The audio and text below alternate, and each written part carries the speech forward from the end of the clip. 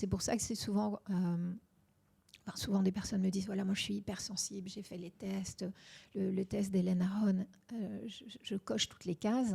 Mais derrière cette hypersensibilité, on a souvent un syndrome d'Asperger, avec aussi des compétences émotionnelles, s'il y a...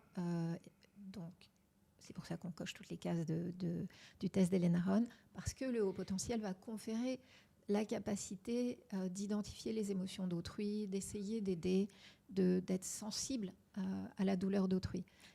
Je vous dis être sensible à la douleur d'autrui, mais dans le cas de Steve Jobs, vous Alors parlez lui, de... lui, effectivement, lui, c'est pas un Asperger hypersensible, c'est plutôt un Asperger qui est du côté de la psychopathie. Donc c'est quelqu'un qui est plutôt, on dirait peut-être, pervers narcissique, ou en tout cas, il a une forme de narcissisme qui est tellement forte qu'il est très individualiste, très auto-centré, et il est très déterminé à atteindre ses buts, même si ça veut dire utiliser les inventions de Steve Wozniak, son ami, si ça veut dire maltraiter sa première épouse, ne pas s'occuper de sa fille, voire ne pas vouloir la reconnaître, et ne pas être un manager bienveillant envers ses employés. Donc c'est effectivement...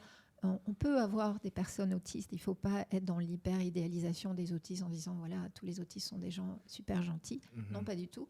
Ça peut coexister avec de la psychopathie. C'est pareil pour les différentes formes de névrose.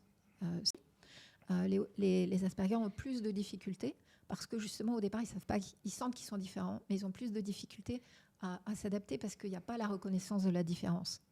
Donc ça change beaucoup de choses parce que l'environnement n'a pas non plus conscience, c'est vraiment la différence invisible, qu'on a affaire à des personnes qui sont radicalement différentes.